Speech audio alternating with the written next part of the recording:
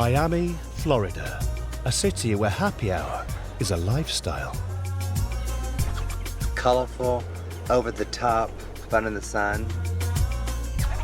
The Caribbean climate and white sandy beaches have made this city a playground for the super rich. People on the outside who see Miami think of it as very superficial, which it is to a large degree. But Miami is a magnet too for migrants from Latin America, making this city a multicultural metropolis.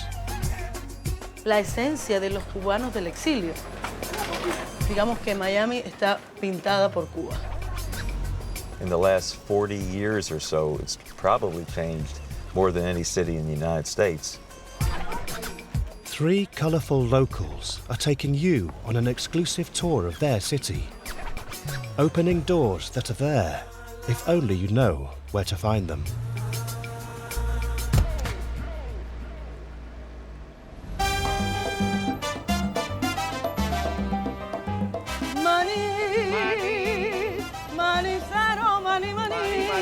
Caserita, no te acuestes a dormir sin comerte un cucurucho de maní. El maní se lo llevó. Les saluda su amiga Regla Cumbá. Yo soy cantante y soy parte de la pequeña Habana. Les estoy presentando la bella ciudad de Miami. Regla is one of 140,000 Cubans who call Miami home. Miami se dice que es una de las provincias de Cuba. The Cuban community makes up a third of Miami's entire population. Miami es un lugar tan maravilloso, tan bello, tiene tanto para ofrecer. Pero la pequeña Habana tiene como ese pequeño corazón que late. Fidel Castro's ascent to power in Cuba in 1959 sparked several waves of mass migration to Miami. ¡Agua! ¡Qué rico, papi! For Regla, it's the simple things in Little Havana that visitors should experience. La gente que viene a la pequeña Habana tiene que tomar el café de la forma que los cubanos lo tomamos. Estás precioso. Eres un bombón. Ay, eres una estrella. Eres un bombón. Eres un lucero que del amanecer y alumbra. La pequeña vasija y las otras más chiquititas, porque si uno pide un café, uno debe compartir con las personas que lo rodean.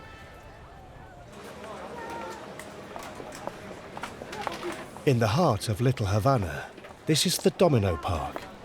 Overlooked by many visitors to the city, Regla brings all her friends here for the authentic Cuban Miami experience. Gracias, papi. Te iba a cantar. Solamente una vez, amén la vida. La esencia de los cubanos del exilio. Y es la comunicación con los cubanos de Cuba. Cuando jugamos dominó, nos olvidamos de todas las penas, problemas. Being privy to conversations at these tables is the best way to immerse yourself in Little Havana. Excitada que estoy con estos bombones. Miren también esta cosa tan bella. Ay, Dios mío.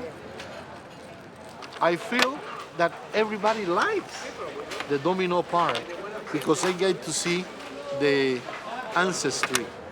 When we arrived here in 1961, there was nothing. We have people from almost every country in Latin America. Fortunately, we cannot become part of the melting pot. For many, Miami really has become the city of opportunity, and those that make it here are well known to flash their cash. Proportionally, residents in Miami and West Palm Beach buy more luxury cars than anyone else in America.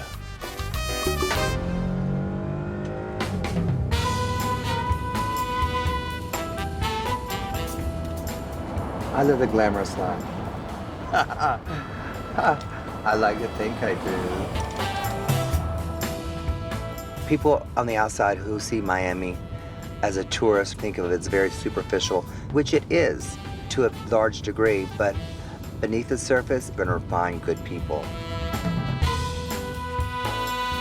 Elaine Lancaster is a Miami bon viveur, socialite, philanthropist, and celebrated drag queen. Elaine Lancaster is indicative of Miami.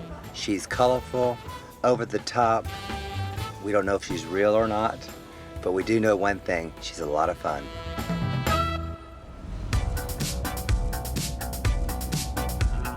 She's also an art aficionado, and her #1 hangout is the colourful streets of Miami's up-and-coming art district of Wynwood.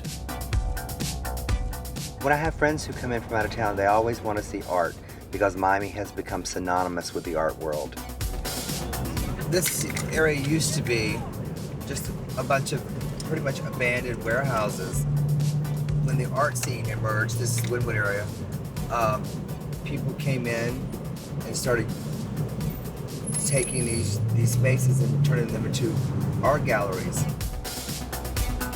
And Wynwood has this amazing, endless blocks and blocks and blocks of walls that have been taken over by artists from all over the world.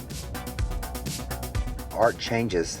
It can stay for a year or two and then they paint over it and another artist takes over and paints it.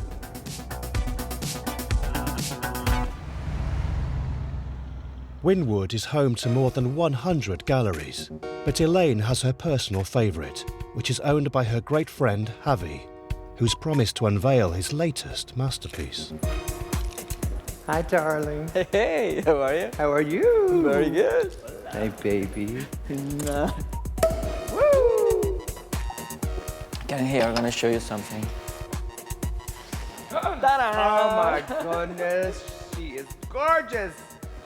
What do you think? Beautiful. I love the purples. Not too many years ago, this area of Wynwood was, you did not want to be here at night. Sometimes not even in the daytime. Yes, you're right. And it's amazing how just 5 years or 3 years can really transform an area. And when you come to Miami, you've got to go to Wynwood. I mean, everyone says, I've got to go to Wynwood. And see the walls. Miami came of age when Swiss festival Art Basel started an offshoot in Miami in 2002. It's now one of the biggest art fairs in the world, cementing the city's reputation as an international hotbed for art.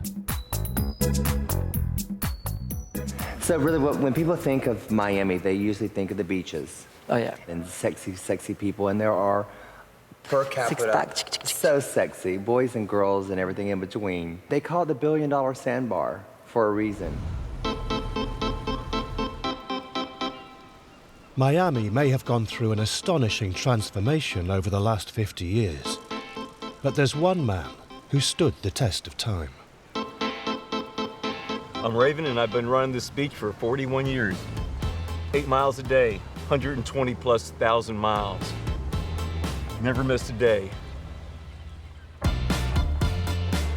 Ravens run an 8-mile stretch of South Beach every single day since 1975. Yeah, they say I'm a little obsessive. They tell me that. I like routine. Here we go. It's time for roll call. If you want to explore Miami Beach, there's no better guide than this 65-year-old. He used to run with Frankie. He used to wear Skechers. Sketchy. Well, if you're coming here on a shoestring budget, you got to run with me. It's one of the few things that's free. More than 3,000 people have run with Raven over the years, including celebrities like Muhammad Ali. The Raven Run is gentle enough to give visitors time to absorb the atmosphere on this iconic strip of sand. What I really love about Miami Beach is when I go out my door, it's never boring. Sometimes it's like a 3-ring circus out here. You turn one way, you'll see a guy riding his bike backwards.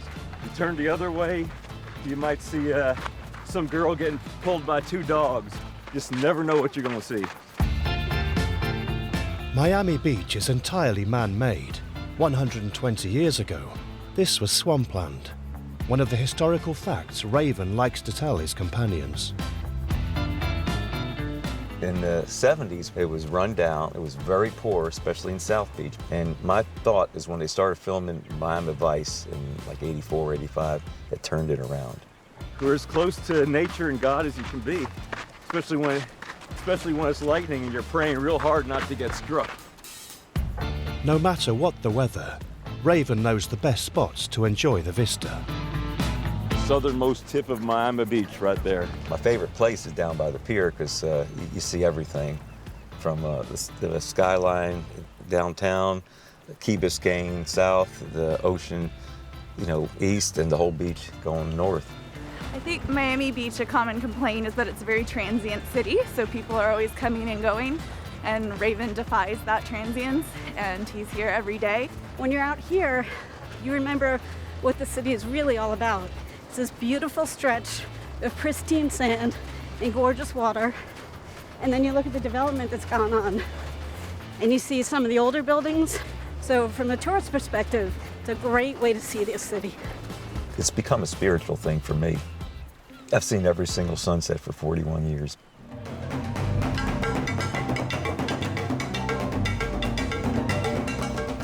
Back in Little Havana, the sunset is met with street music.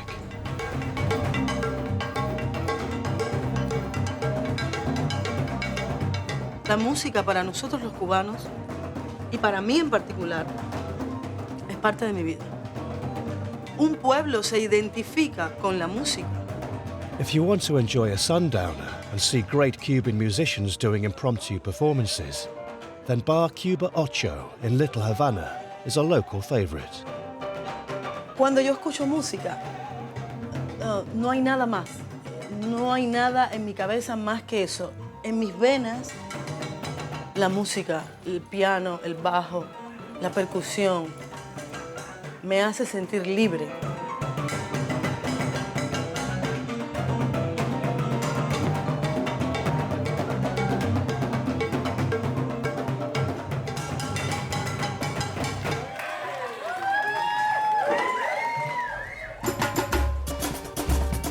Cuba Ocho may not compete with the glitz and glamour of many Miami bars, but it's regulars' favorite night spot in Little Havana.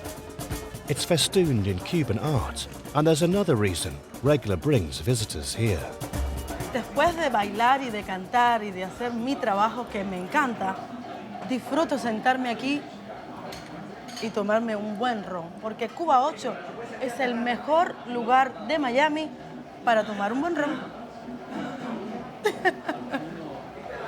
The owner, Roberto Ramos, claims to have the best rum collection in the country. Roberto, ¿qué cantidad de rones tienes acá en tu colección? Ahora mismo en la colección hay unas 460, cerca de 500 botellas. Estos tres son los más vendibles. Santa Teresa es más seco, pero es más para los que saben de ron. ¡Oh, para calentar la tarde! Este es el Centenario, 25 años. Toma el que toman los hombres. El ron de los machos. Este es más fuerte, más seco, pero es más... Salud. Salud, salud, mi amor, salud. Salud.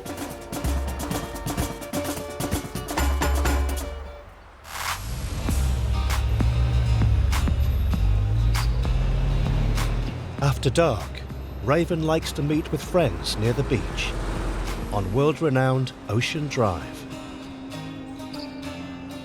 Rockets over there. Yeah, that was where the Scarface was. That was it? That was it, right in the back. But you don't have to come here for partying. Raven prefers the people watching, with a takeout from the Crab Shack. Well, I think people who move here, they're not like the typical people you might meet in Ohio or something. People here are a little bit more colorful, a little more wild. Well, I think the international flavor of our community of Miami Beach make it really attractive.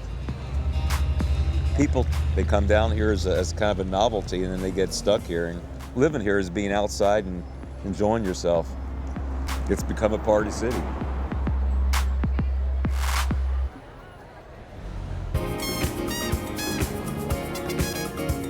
And nothing says Party City like Elaine Lancaster.